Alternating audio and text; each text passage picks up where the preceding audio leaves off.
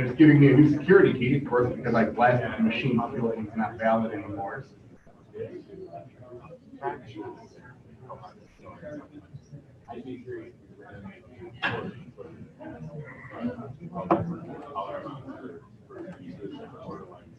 And there's the login, we're all set.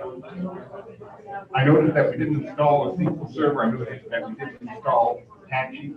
We can actually go ahead and confirm that real fast by running a command called package, and we're running its output through the grep command.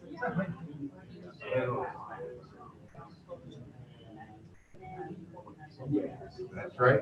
And if none of these packages are installed or any package with those secret characters, the command line would just come back, and that's exactly what happens. So those aren't installed. Let's do the same thing with Apache. That's Apache 2, and of course, there we go, the same thing is installed, or nothing's installed there either. So we're going to go ahead and get started.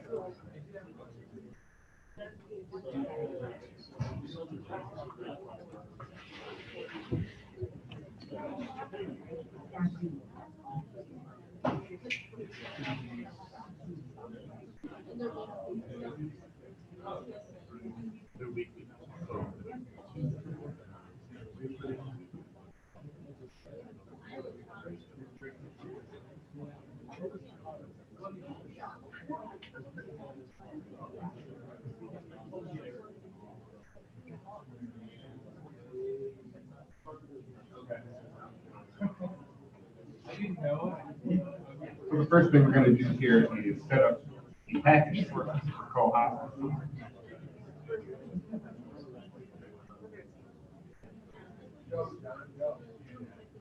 All right, that's done. Now we're going to get the security key to make sure that the packages have not been tampered with.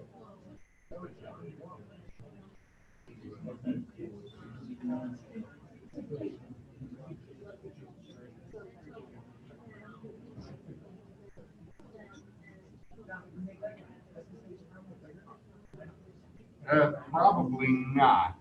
The size is going to be pretty much set. All right, thank you.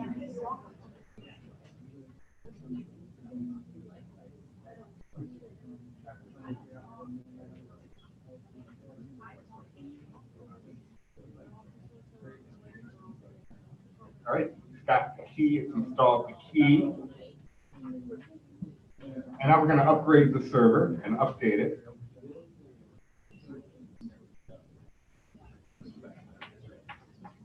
Checking all the package sources and getting the latest list of everything.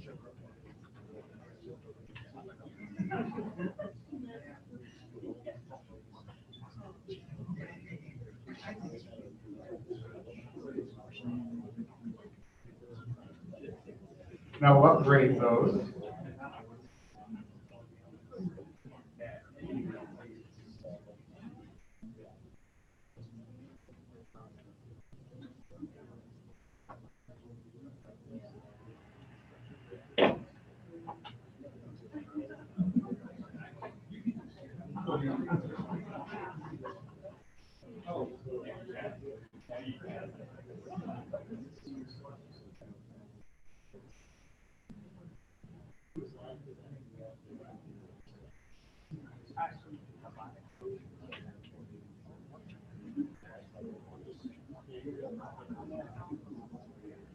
Actually, no, because I broke it into segments, but the documentation that I've written will be available.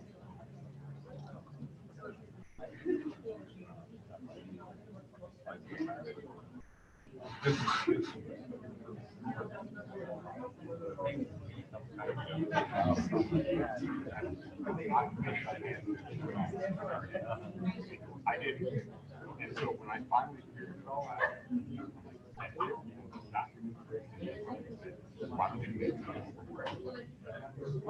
yeah, that's the whole point. So there's an older version right now on the website, but that's for 2 years ago when an old operating system. The new one will be for 1804 and basically even 1911. It took a while to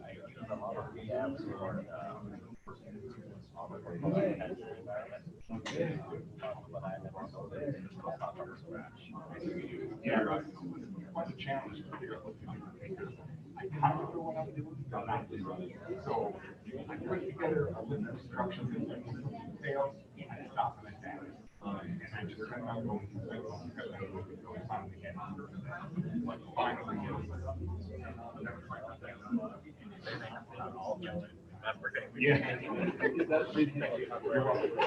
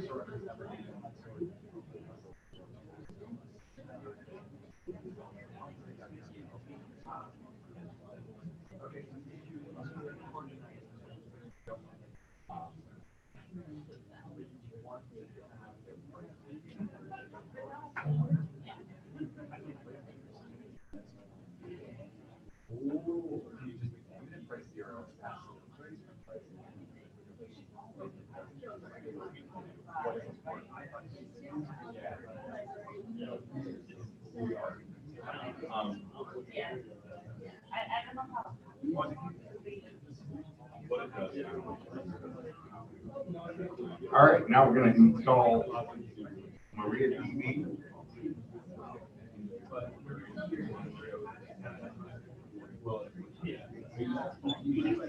MariaDB server to be essential.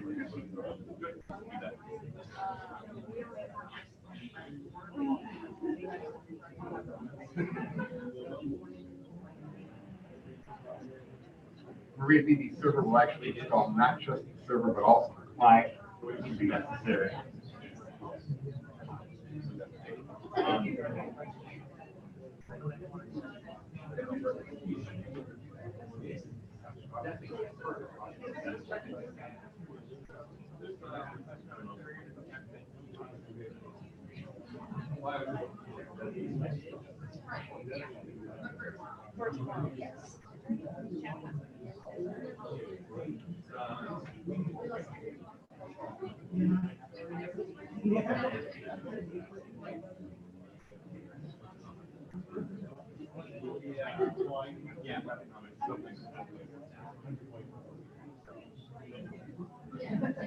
And now comes the big one. We've got a server installed. Now we're going to install Koha itself.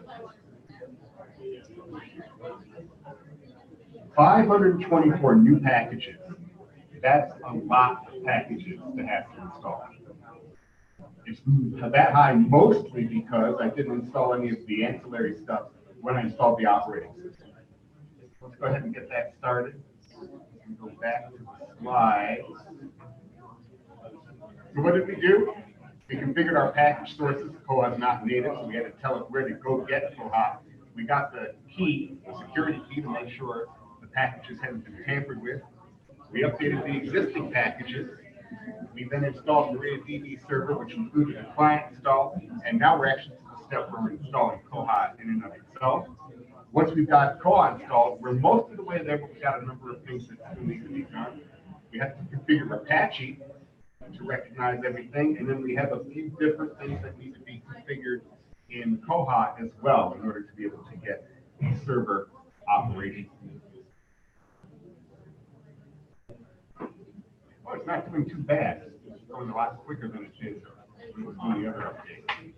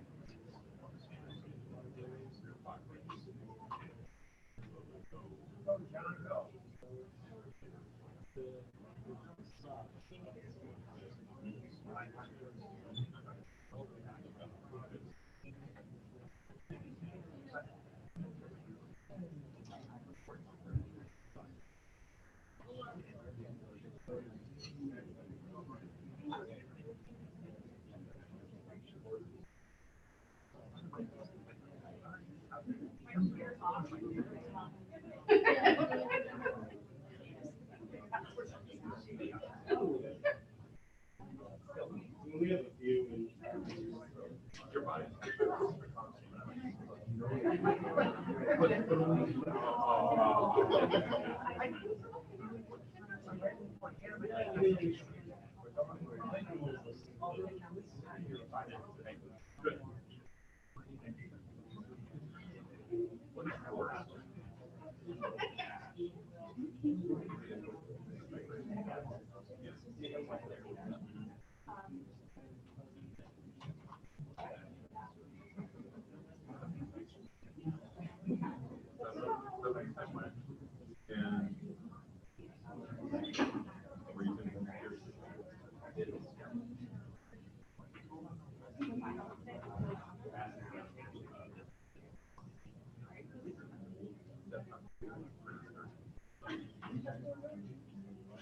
Good, I'm watching John.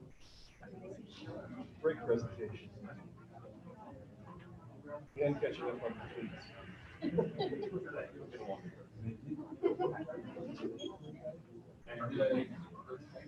Somebody from Whitewater.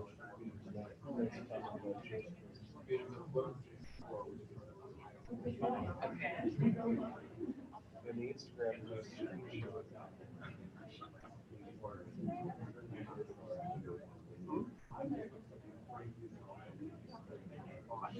There is the tweet.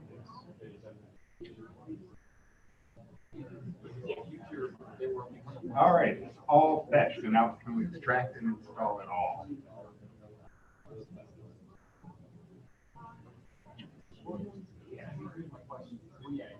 It's very mesmerizing to just sit and watch the same thing appear on the screen over and over and over again, especially if you look at the left side.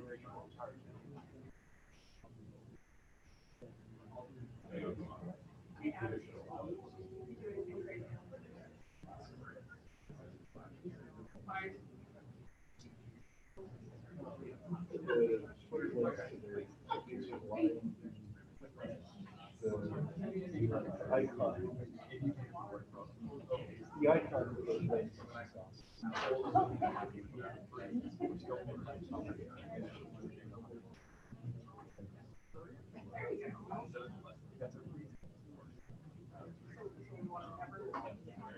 For those that may have seen an earlier written version of this, it's actually posted on the website. I made a few changes in this version. Obviously, it's accommodating the new operating system selection of 1804, but the older version did not have plaque enabled by default. This actually takes care of that, which was something that was not done. And actually, memcache D, which was something you had to configure manually in earlier versions of the software, is now actually enabled by default. And you don't have to do anything to get that tweak in place.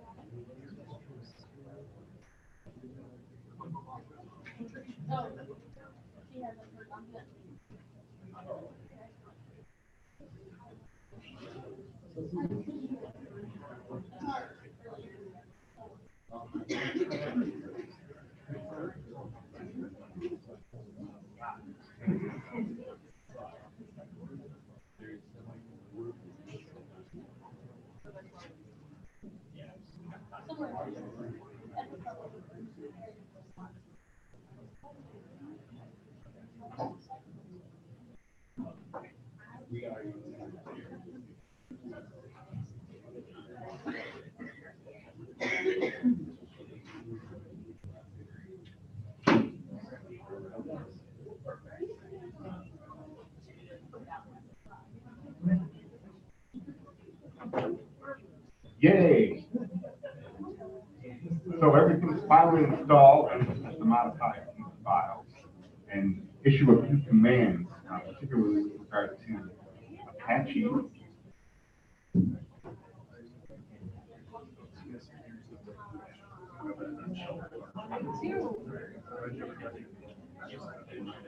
We have to enable 4 different modules within Apache. That takes care of that. Restart Apache.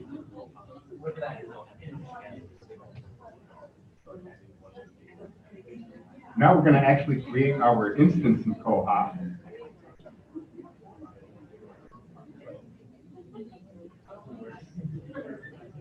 And I'm just going to simply call this, like most people do, library.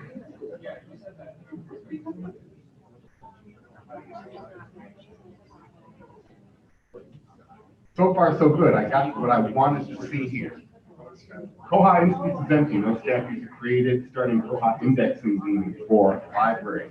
If I see that, at least I know I got an operational server. Now I just got to make sure I don't screw up anything else in my configuration. And now where am I? Here we go. So now a few changes need to be made.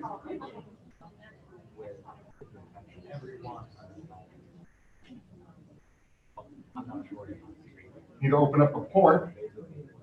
Right now, this means only happening over port 80. I'm running the staff interface over port 8081, so I got to add that.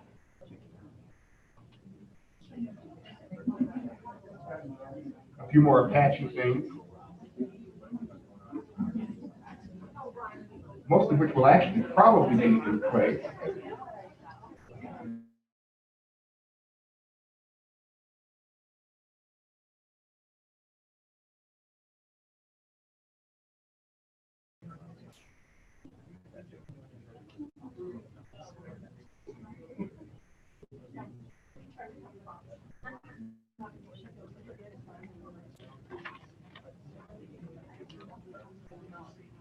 Need to make one change in here. For the intranet, I need to change the port number to 8081. Public port running over 80, of course, will be fine.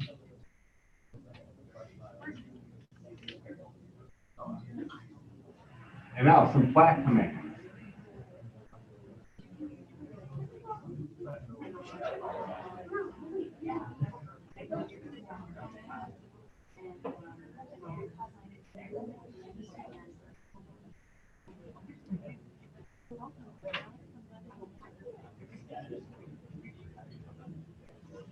Thank you. And finally, an Apache restart.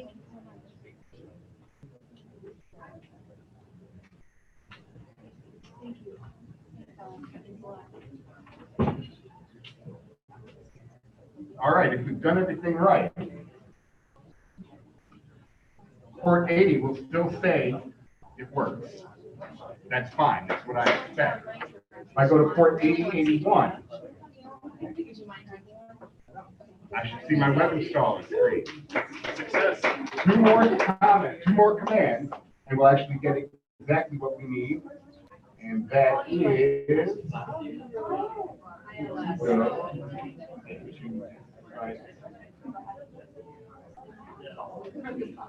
and then finally,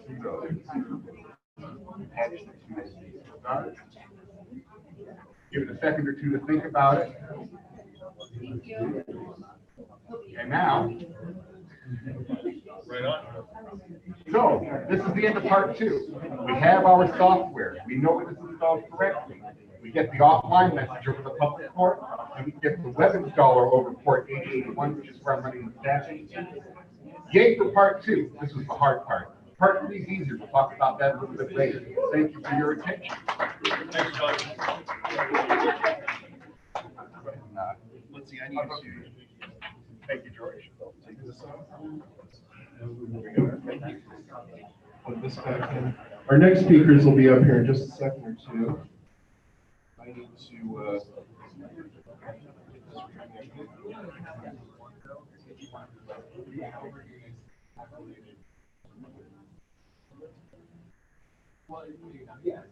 So after, before the next session, after this will be the roundtables in this room. And I wanted to let everybody know that we have some door prizes we will be doing a drawing for right before the roundtables start. We've got the brand new, still in the wrapper koha-US notebook. If you leave it in the wrapper, it'll be in mint condition. And next year, you'll be able to sell it for twice what you paid for it at the meeting.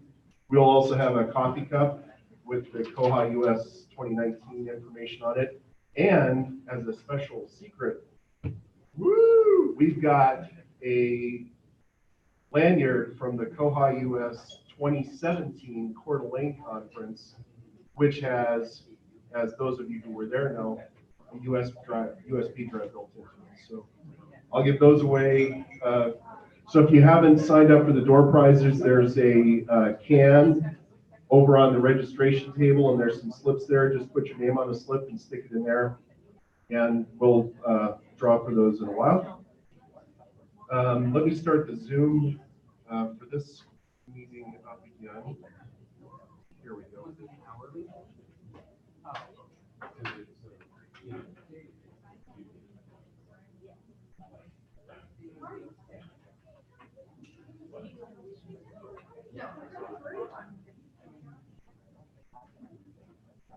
I don't know.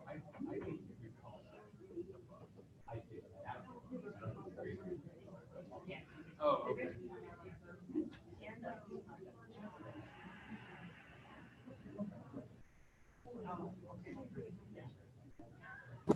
Okay, so our next presenters are Carissa Brammer and Kate Gunther, and they're going to be discussing Migrating Koha in an Academic Library, 2 library stories.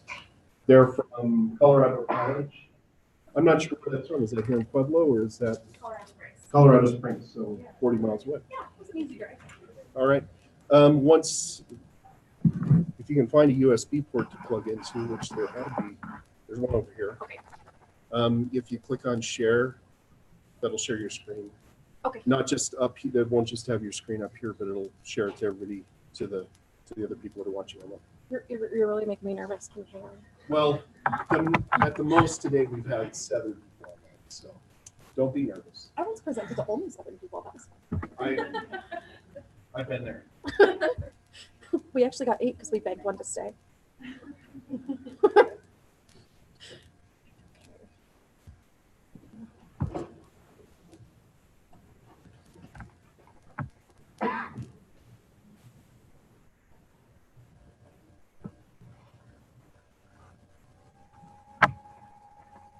What?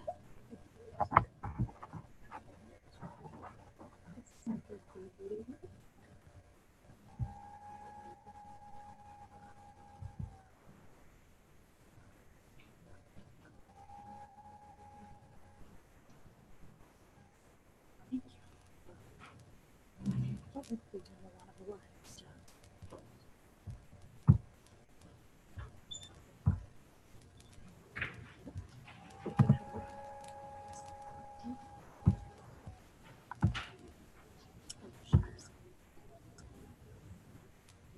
If you just go to the upper left and share screen, That one?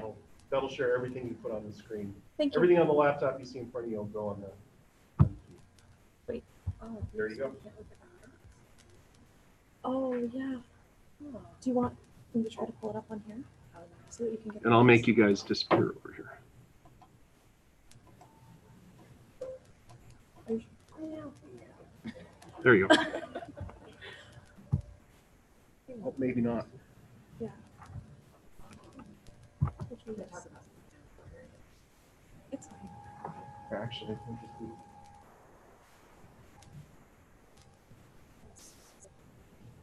do this. There you go. And if you talk into the microphone, that'll help it. Yes, accessibility. That's always. Are you about the same height?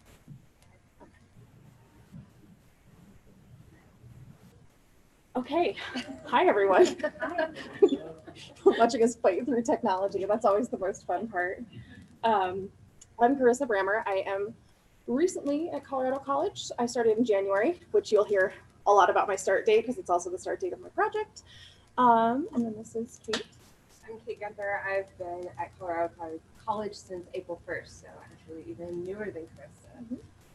Yeah, and you'll hear a little bit about that because I'm also going to be presenting about the transition to koha from my last position, which was at the University of College. So I completed that right before I got. We have lots of fun. Okay, so this is just some background on our two colleges. It's just the college or the university? University. So University of Montevallo is a small liberal arts state institution. Okay. I'm going to try not to blow this out. So University of Montevallo is a small state institution, the only liberal arts college in Alabama. So having set that aside, our FTE is just slightly lower than Colorado College, or slightly higher, I'm sorry, than Colorado College, and our collection is just a little bit smaller. We're kind of giving you this background information so that you can sort of see what different challenges we may have encountered at Montevallo versus Colorado. And then we also only had 13 staff at Montevallo. So that this will give you an idea if you're not from Colorado, that we are a small private liberal arts college, extremely well resourced, I think, for the size that we have. That's why we have 26 staff. Also, the fact that raises expectations, I think. So the expectations are very high at Colorado College, and things are going to happen, and they're going to happen now. Probably the most unique thing is that we're on the block plan. So our students are in one class at a time for 3.5 weeks at a time.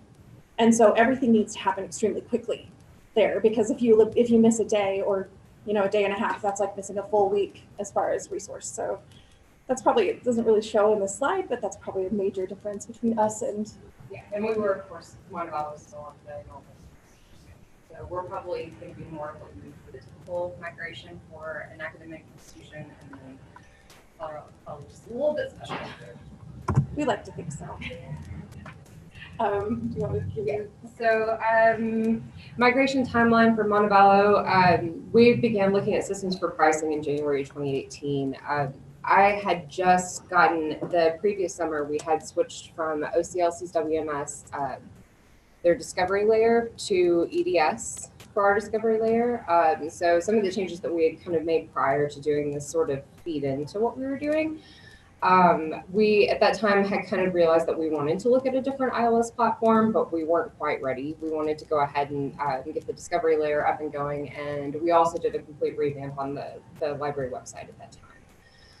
So when we got back from break in January, we started to pull requests for demos and kind of start reaching out to the different vendors to see if we could get a little bit more information, up-to-date information on what options we had out there. We were really fast to make a decision because we wanted to try to switch to a new system before or when our contract ended with Cersei Dynix. So we were looking at trying to implement by the end of September. Our fiscal year ran a little bit funky and it started on October 1st. I don't know if there's other institutions that are like that, but so we made our decision in January, and then implementation sort of started in July, and then we completed kind of mid-semester in September. So very, very short timeline as compared to Colorado College. Until I built this slide, I felt like ours was the fastest possible timeline. So this is interesting. I actually started in January 2019. So they started looking at systems to start talking to administration in February 2018, but I don't think they started making any like appointments or really seriously talking to people until October, November, and then made the decision. Our implementation began when I arrived on January 21st and then completed by July 22nd. So I was there for almost precisely 6 months when it came online.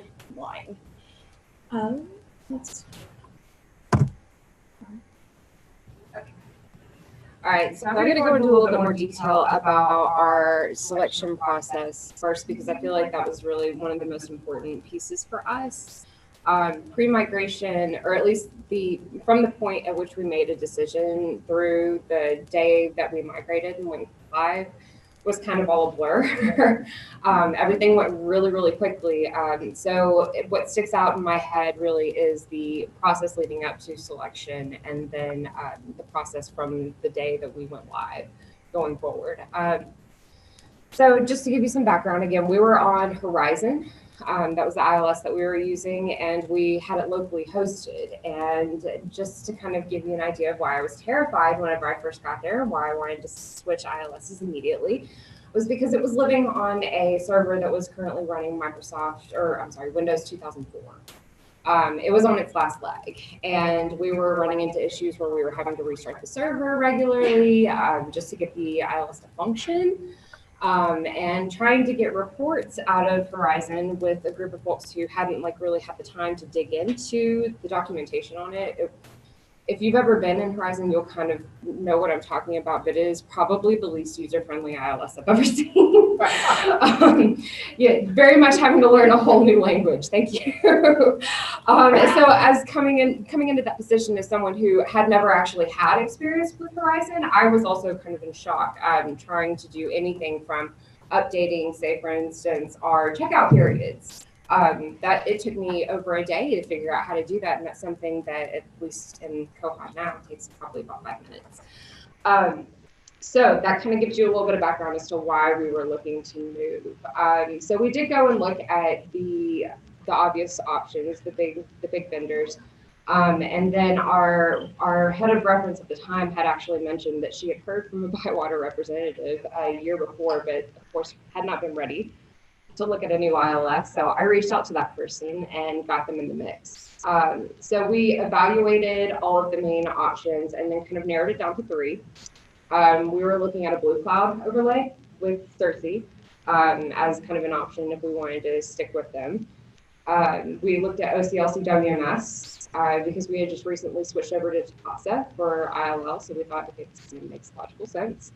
And then we also were looking at Bywater.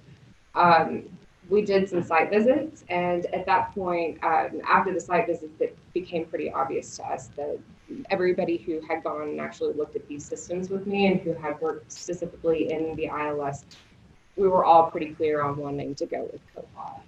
It seemed the most user-friendly as well as easiest for us to make the transition from where we were currently at. So we also sat down, we evaluated Horizon, we discussed some kind of ideal changes. So, what do you want out of a new system? What do you need? What is it that it currently does that it actually does right? Wanting to make a list of those things so that we don't lose functionality in this transition. So I definitely met with all departments. We considered additional timely changes, like say, for instance, location, item type changes. These are things that hadn't been looked at in years. So it's always good to kind of take a look at those terminology again, and, do our students know what the stacks mean, So do we need to look at changing the language? So other things that we did that were preparation for migration, like I said earlier, we had switched to EDS, and luckily we had kind of set things up on our homepage so that you really had to dig deep to get to the ILS. We preferred that people use EDS as their main gateway to get into any of the library resources. And so really the only time that our patrons interacted with Horizon at that point was if they actually wanted to go online to check their finds, which most of them didn't. They would come into the library and ask us instead because it was not easy and not obvious. So we decided to continue to kind of go with that setup while we do the transition, so as to not really force a huge change onto our patrons immediately, and instead we targeted our most active patrons and made sure that they were fully aware of what was going to happen and what changes they would see. And then we also sent out some campus-wide emails, which I'm sure most of you know and agree that those don't always get read. So that was part of why we also tried to do a lot of word of mouth. So whenever our patrons came in, if we saw you more than once, typically we would say something, hey, did you know we're going to be doing this soon? So aside from all of that, we communicated in-house, and I'm really lucky with only having 13 staff at the time. There were not too many people that I had to really make sure we're all on the same page. So that was part of, I think, why we were lucky to have an expedited timeline. It was not hard to get everybody on the same page and ready to go. So moving on. All right, so for the actual migration, we migrated over one weekend in the middle of the semester. So we, like I said, we were trying to get this right at the end of our contract with Cersei Dynamics. And so that kind of put us in a situation where we were going to have to be like within a couple of weeks of classes having started. And the way our library was set up at the time, we rotated librarians who worked on Sundays. So I just went ahead and set this up for a Sunday that I would be working. And came in at 2 o'clock after having worked with the Bywater folks all weekend, starting probably Friday morning. And by the time I got in Sunday afternoon, we were live and ready to go. So I spent that time working with our student workers to test the system and see if we could find any problems, and went about our normal checkout functionalities. So we definitely had some minor bumps along the way. Most of those we were able to solve in that first week just by tweaking some system preferences here and there. Just system doesn't quite behave the way I expect it to. So those were really easy changes. One thing that did not necessarily go well, that kind of hit us by the side of the head, was that we discovered that our fines were not right. The spreadsheet that we had used to export that data prior to migration had somehow gotten off by a single line in itself. So every fine was associated with the next person on the list, which means that one lucky patron inherited the gigantic ILL fine, which was how we discovered it. So again, we were really lucky. The library did not have a really, really heavy patronage, so this kind of flew under the radar for us. And we were able to manually clean up a lot of fine information, which again was not that much because we had a pretty small institution. But that, of course, as you can understand, was a pretty terrifying moment. So aside from that, one of the first things that we noticed was that we had a really, really positive reaction from our major patrons and our student workers. Our student workers were thrilled to death to be off of Verizon and also to be on a web-based system. That meant they could get their iPad and carry it around the library to do all sorts of things that we had usually done as far as inventory is concerned. So talking about cutting out steps and workflows, this made quite a few people in the library very happy. We did run into the headache of serial prediction patterns, which we'll talk about a little bit later. And then the last thing really just to kind of touch on is that, of course, there's always system cleanup. And like I talked about earlier, we had discussed changing and updating our locations and item types. That was significantly easier to do in Koha than it was to do in Verizon. So we were able to do that cleanup, and something that probably would have taken me months to do in Verizon took me a matter of a few hours in Koha. So again, just drastically giving an uptick in our quality of life in the library. So yeah. So I know less about pre-migration because it happened. My experience of pre-migration is just I got the job and they said we're doing this. But I know there was a selection committee formed, and they actually ended up being our transition committee as well. And so I brought them over representatives from each of the departments in the library with the hopes that they would disseminate information back, which works as well as that always does when you form a committee and then take the information back. One thing that was interesting is that this ILS had unanimous approval from all of the library staff, which I didn't think was possible and probably won't see again. The structural work began January 2019. It was a lot of identifying issues in the Millennium system. So they had been on the Millennium system since 2001 or 2006, I can't remember, but a while. And before that, they were just on whatever was prior to Millennium. So a lot of decisions were made decades ago that we now are living with those. So it was a lot of talking with departments to develop solutions. One of the most maybe unique was that they had combined all of the item and collection and location information into location, which is, that's the face I made for weeks. And so getting that out and separating that out took months of meetings. And it was things like that, but everybody worked together pretty well. The departments worked with us. We did also use this as an opportunity to update policies, same way we got, we made a major change so that our faculty and staff have the same privileges now. And that's something that probably wouldn't have been possible without just disrupting everything as far as getting that pushed through. So we did quite a bit of that. I'm sure there are other policies, but that's the one I worked hardest on. So that's what I remember. Yeah, still working on cataloging procedures. That was one thing that was interesting about Colorado College is because it's so small and people stay there for so long that they had basically no documentation. And so coming in as a new person, that's both terrifying and an excellent opportunity because I can always just be like, why do we do this? This doesn't make sense to me. Explain it to me. And they can't fall back on documentation because there isn't any. So there were a lot of those things. There will be documentation now. We're starting to, that is a goal going forward. Yes, it goes both ways. So our migration was extremely quick, this part of it. So we went live on July 22nd. And we had all of our faculty and some of our newer students on campus by August 4th. So we had about that amount of time to get through all the problems.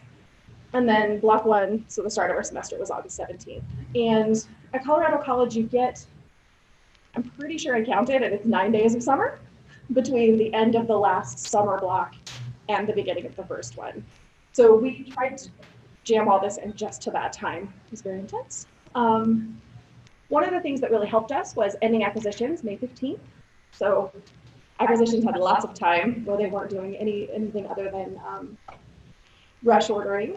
And then we stopped cataloging processes July 5th. So those two departments really got to get in there and learn the system and do the work in a way that other departments maybe didn't get to do. So I thought that was a pretty good part of the migration. We have what worked. Having a hosted and supported solution was an excellent choice for our university. We don't have the staffing. There's only 2 of us in systems. We don't have the ability to ensure security on a system. There's a lot of things that we can't do that keep us from self-hosting. I hope I don't have any of my joke to-dos in here. I didn't check. We also had, my colleague has a really long-standing relationship with ITS, which is our internal, or our university college IT. And so those relationships really helped because we knew who to call and who to work with, things like that. We also have excellent communication with the college community. So more than anywhere else I've worked, if something is wrong, the professors and students at Colorado College will tell you, and you'll know within hours. And I think that's awesome. Sometimes it's tiring, bear down. We did use Basecamp for project management.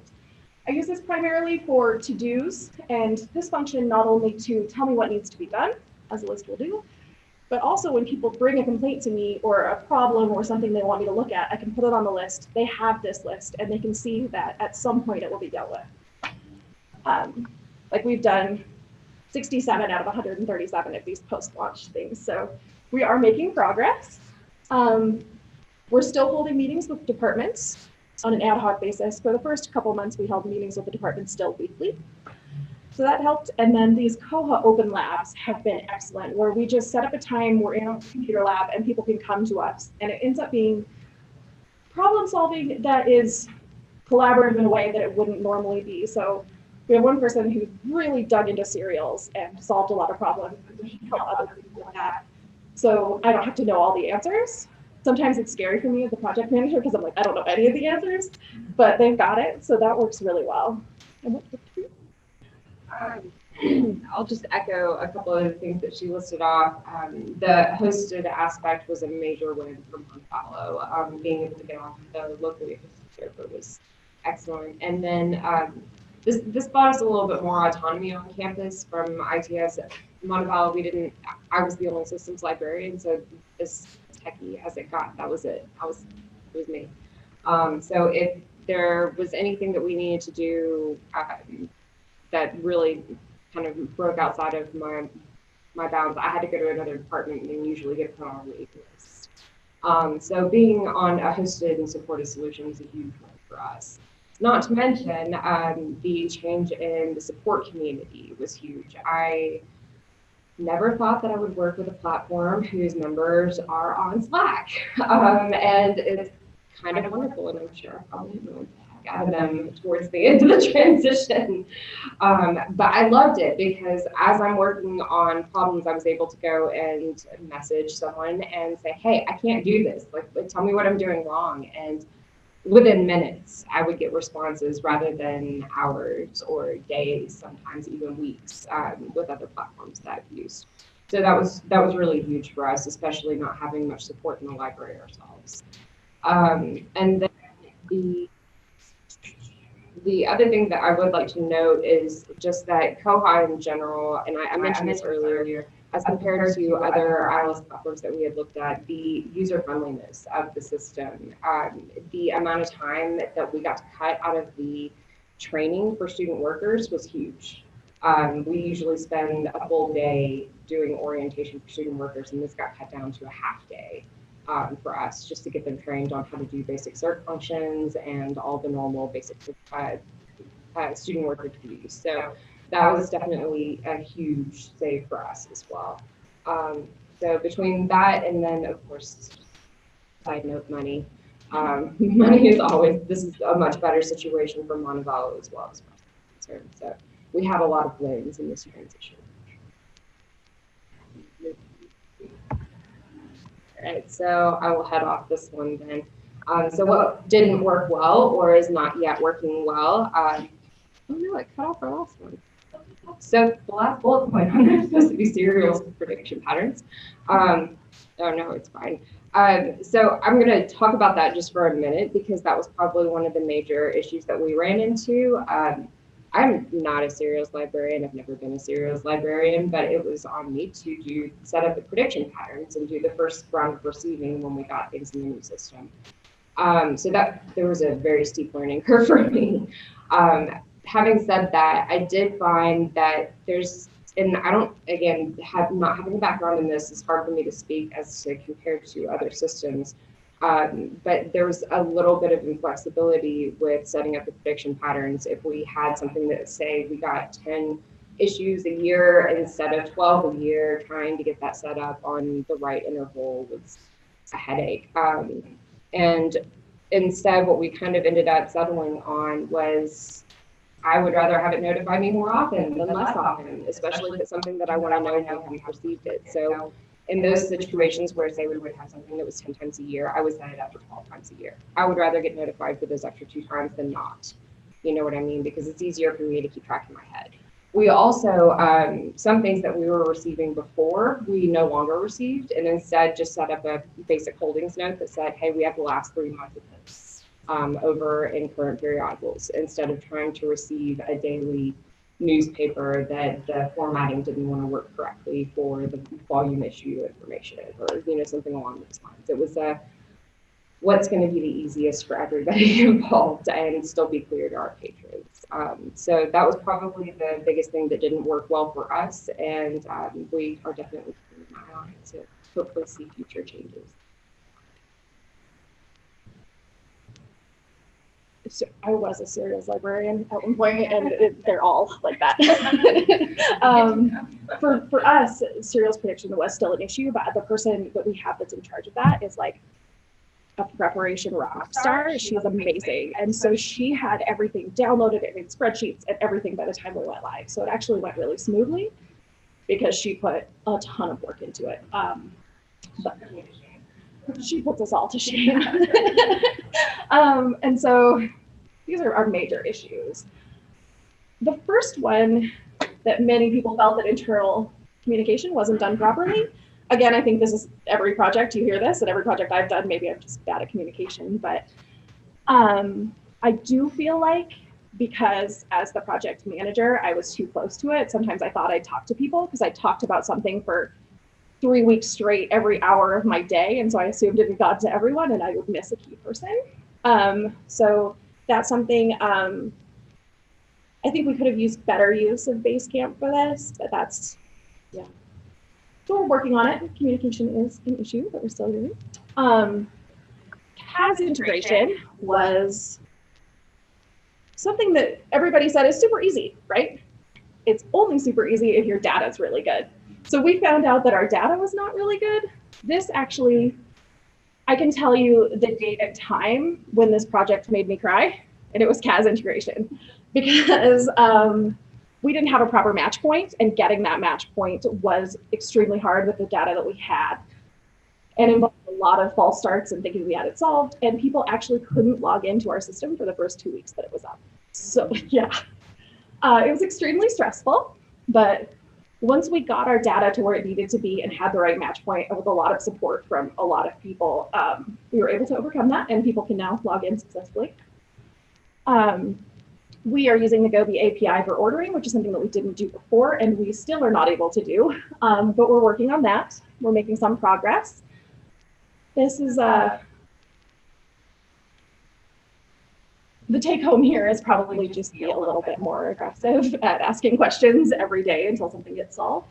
Then we have labeling, which I've done a little bit of research, and it also is kind of bad in all systems. It's just hard. And we had some issues at Montevallo with the labeling as well, and I think it just has a lot to do with practices that were already in place from the old system, and then trying to force those in to koha. It didn't work the way that we expected.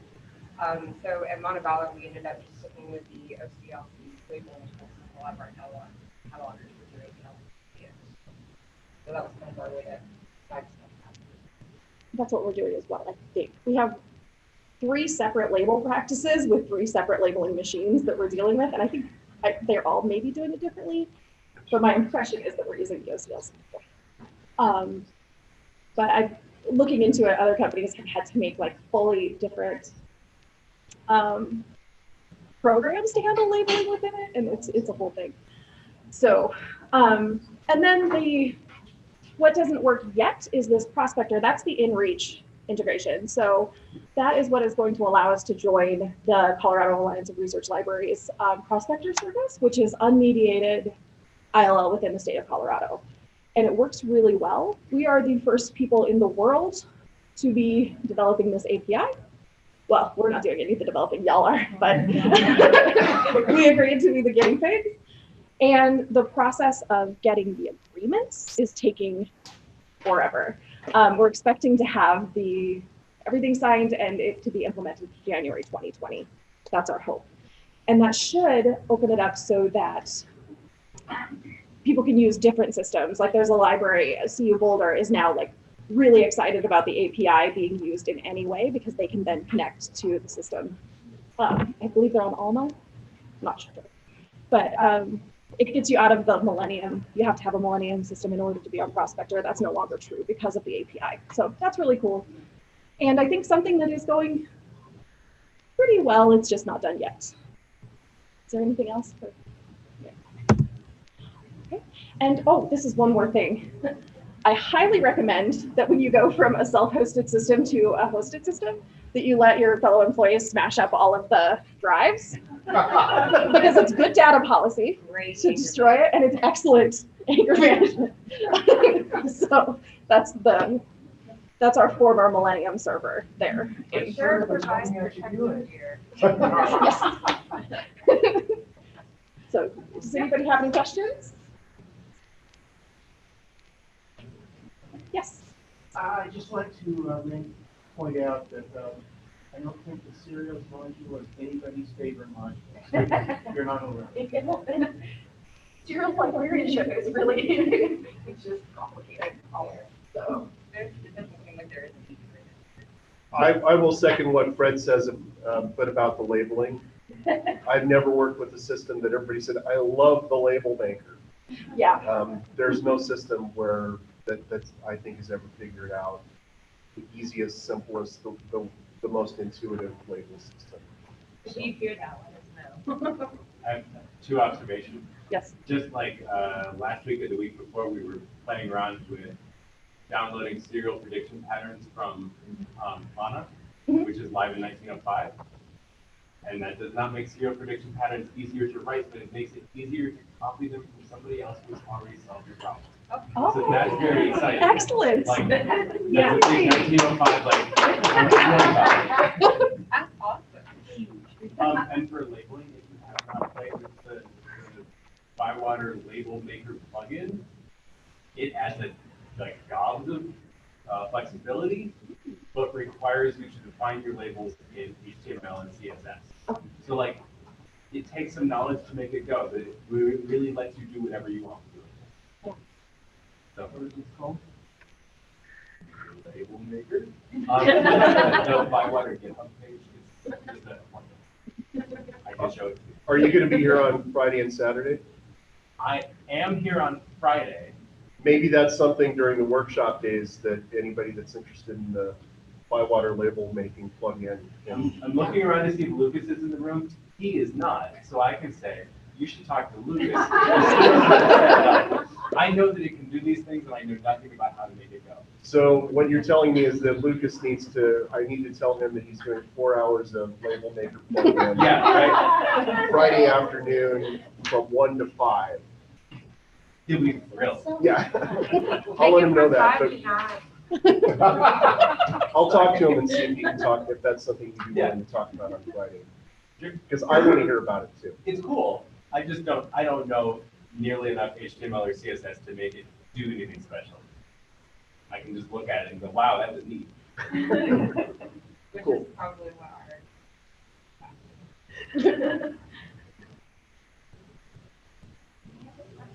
Okay, one more observation. Yes. I know we dealing with global pricing system. How is it going to be training on NTA? 256 megabytes per and nobody password.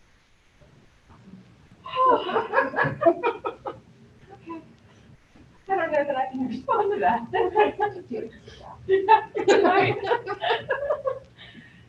I definitely had to have some conversations with our IT department whenever I found out about the state of the servers and also having to have an argument with the server admin about how often the server should be restarted. Kind of fun. Especially coming from not much in the IT world. Enough. It's impressive because when I first started, things got a lot better.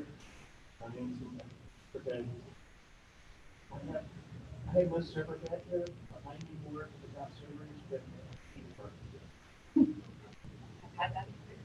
you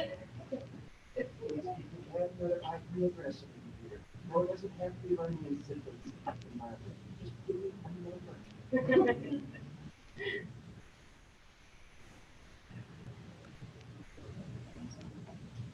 Thank you. Thanks a lot.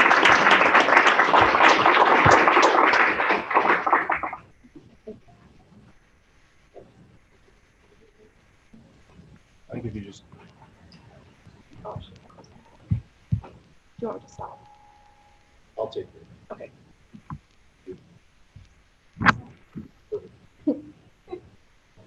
Well, it's, the roundtables don't start, it looks like we have another extended break, an unplanned extended break, about 20 minutes.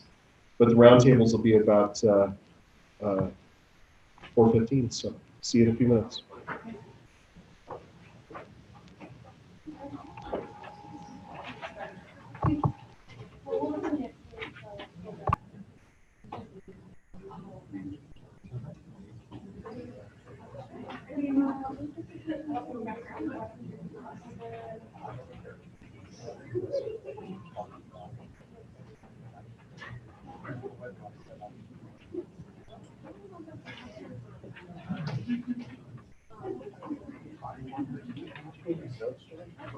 Oh, yeah.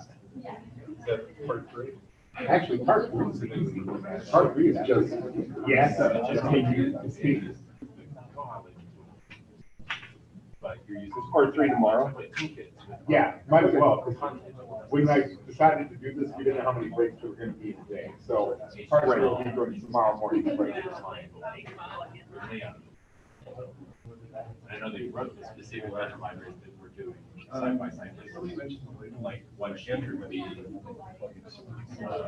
barcode and then sure. He said you're the expert. Expert. He said you're more right now how to use it. So. I can do that.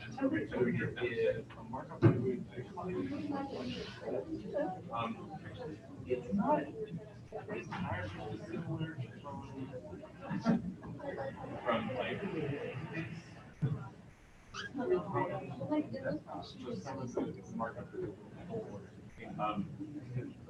you can not teach koha.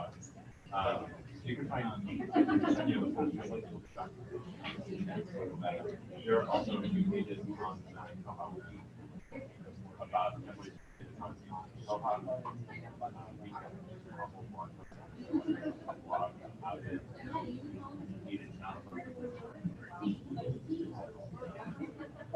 Hundreds deeper program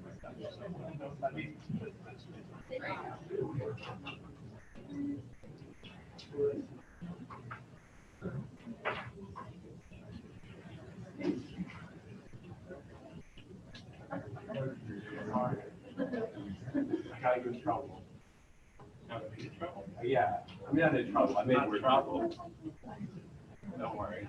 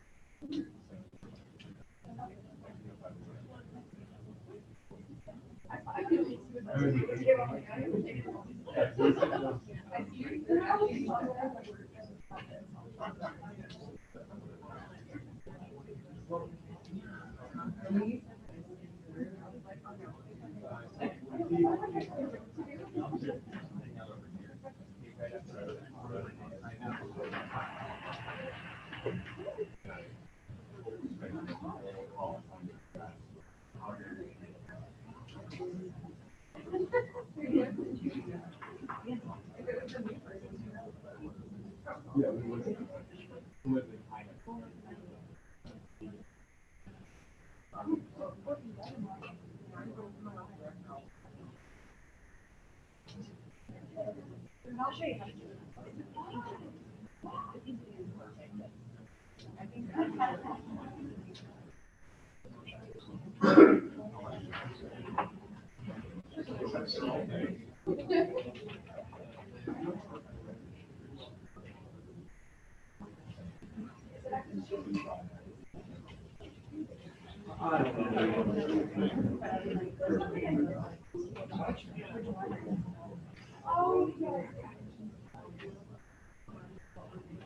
I work creating things where we have to connect them and recording records.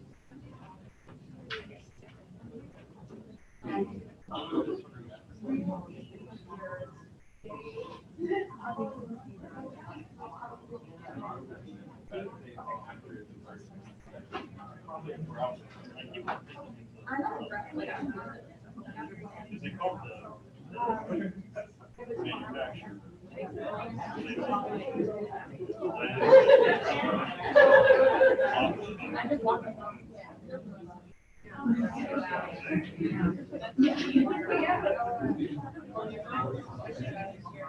Yeah, I don't know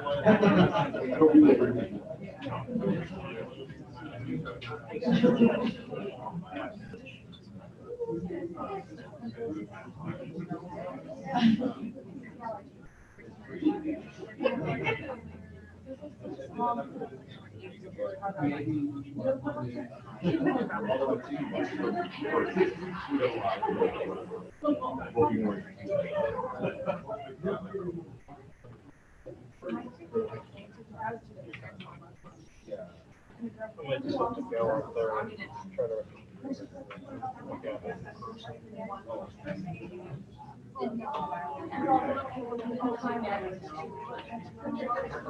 They don't here.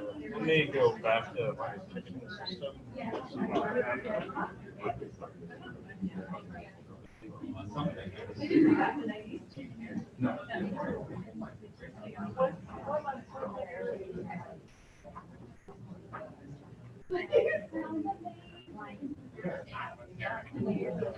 spent a lot of time.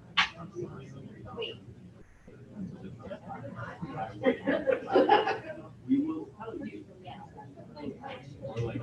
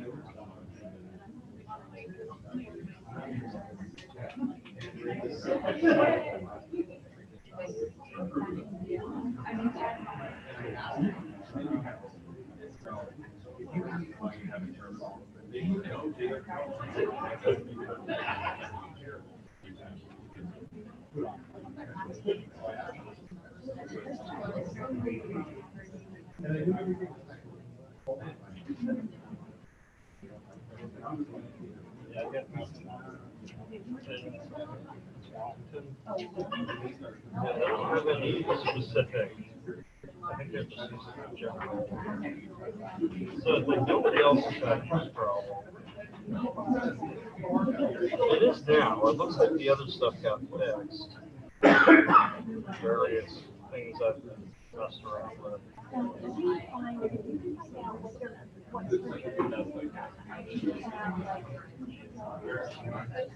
Yeah.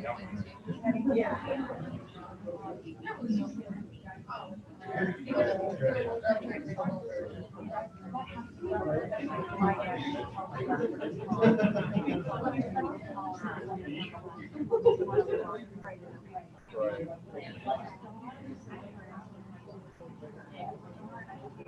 Okay. Yeah. Yeah, just send them to me, and then I might just end up going up there and seeing if I can get my hands on it. Yeah. Figuring it out. I don't think they have like any tech support per se, so.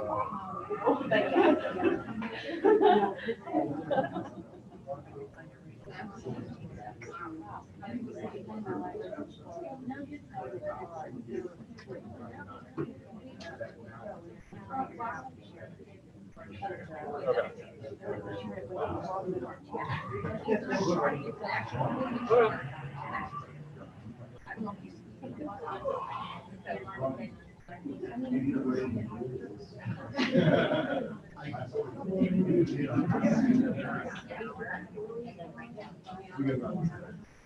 I'm gonna guess it's probably a star.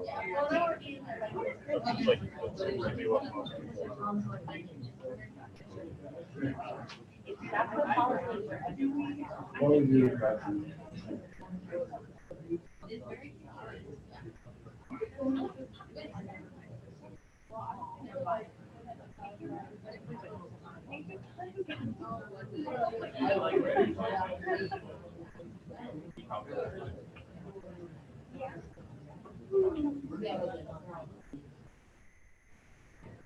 Yeah, so she mailed me that thing. I was like, I'm just gonna bring it here. Because I got it like a week ago, so I was like, I'll just bring it in. I think it looked like on that other thing that now they've got the checkout stuff is matching. So I made some modifications to that.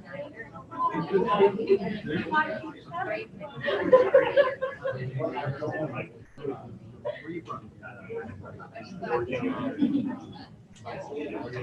on reverse engineering HTML now to figure out how to make those. The proceeds and stuff.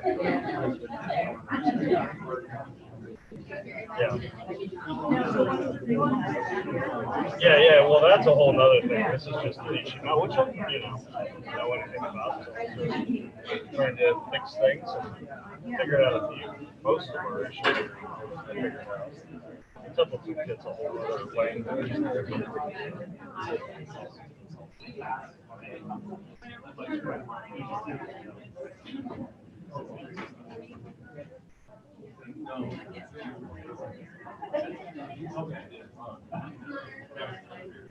you guys doing after this?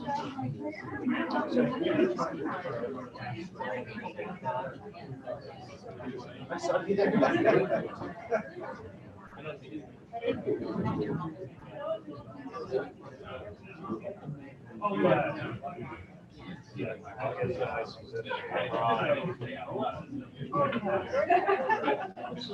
it's like, yeah, so basically, the way you went to get to Greece is like you went west, and this is just like north, like straight north, just in like 3 blocks.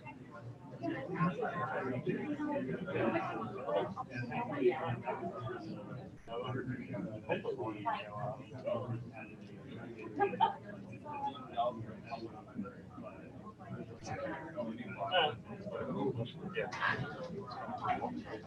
Oh, yeah, right away.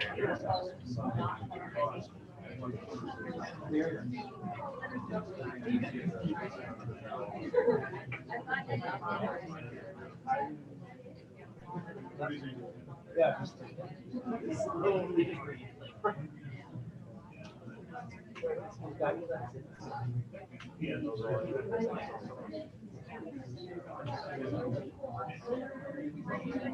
No.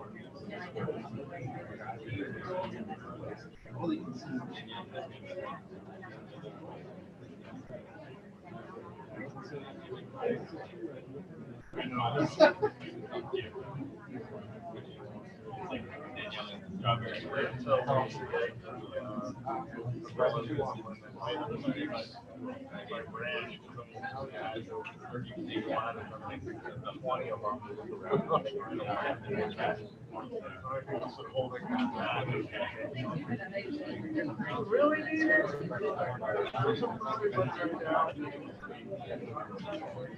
I'm not honest. So,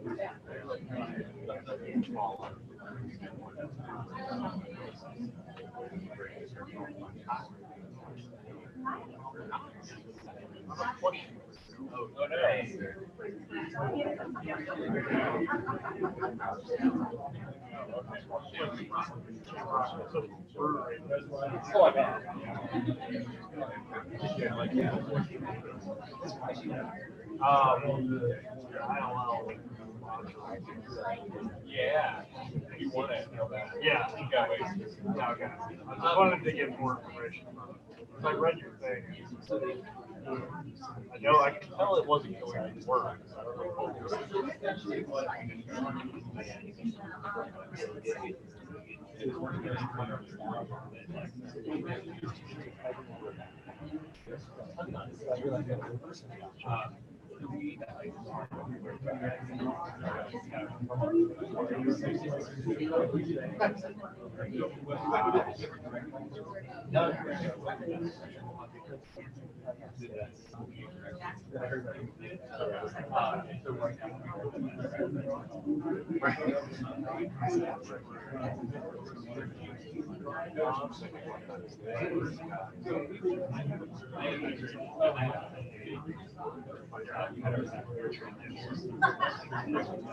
Okay.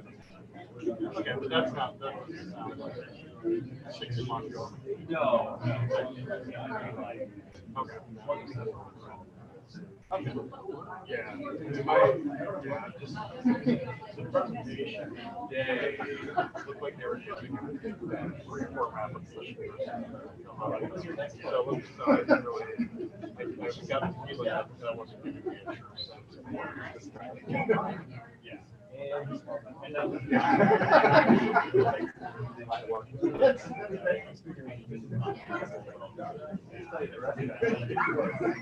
Yeah.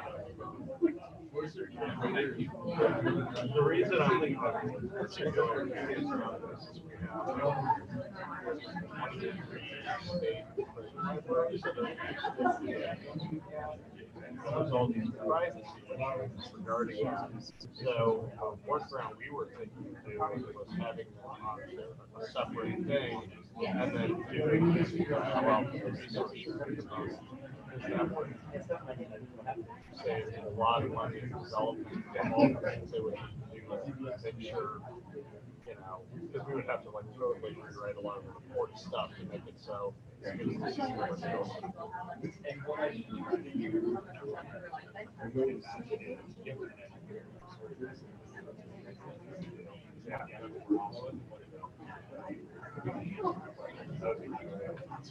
Yeah, that sounds fantastic.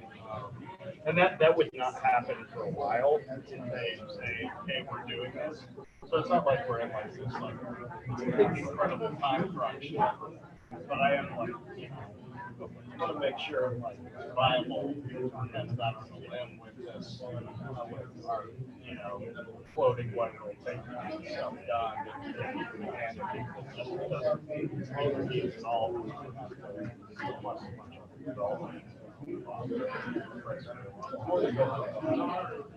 No, if the koha ILL won't work for what we need, then we would have to do all these things too.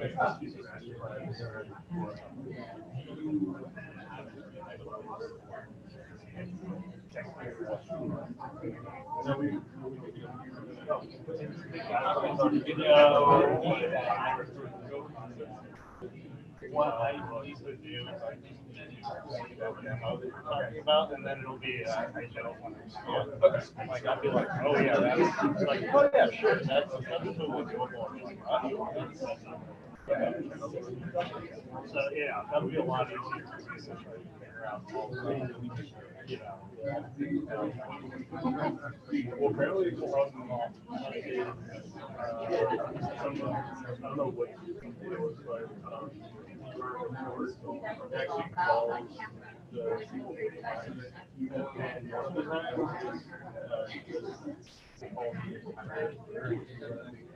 ready to listen?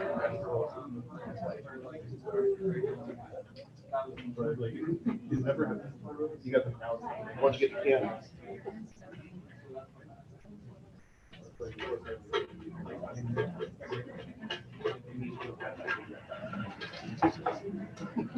All right, so everybody who's suffered through this long, and we've put your name, everybody that had their name, that put their name on a slip of paper and put it in the can here. So here's what we got. We've got a koha-US 2019 coffee mug, a koha-US 2019 notebook, and a koha-US 2017 lanyard with the built-in thumb drive. We have 2 of these gems to give away. They're antiques. How much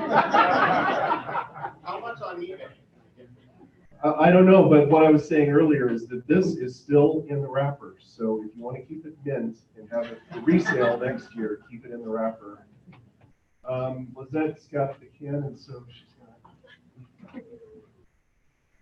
And the first person is Linda Pacheco. Am I pronouncing that right? Is she here? Oh, let's do another one.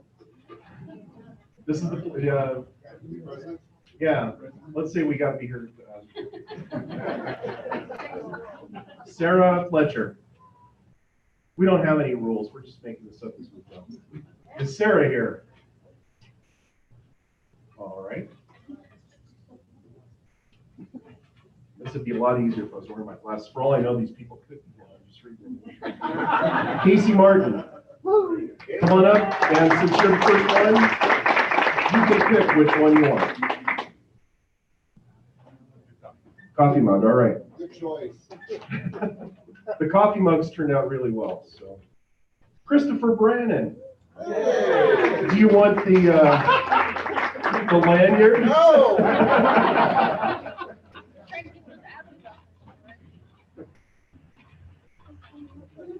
So the lucky third person gets the lanyard. You've got no choice, and you must take it if you're sure.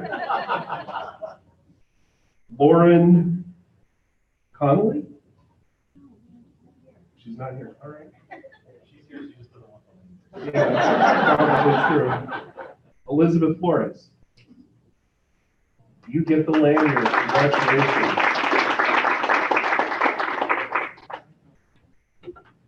Uh-oh. Oh.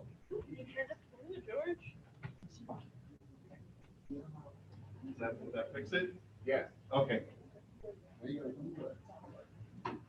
So now we're on to the roundtables, and Lizette has, was it Tomas? Is going to do, is going to participate and lead the roundtable about APIs. And that's going to be in the other room. So anybody that's interested in APIs should follow Lizette over to the other room, and they're going to do that there. And then we've got reports. Jason and I were going to work on leading that roundtable, and Jason, why don't you stand up? Anybody that wants to talk about reports, head over to where Jason is. And then user interface, was that Andrew or Lucas? Lucas. So anybody that wants to talk about user interface, come on over here and head over and hang out with Lucas. And we're not doing this one on video, so you're not being filmed, you're not being recorded. Feel free to speak over. Yeah, no problem.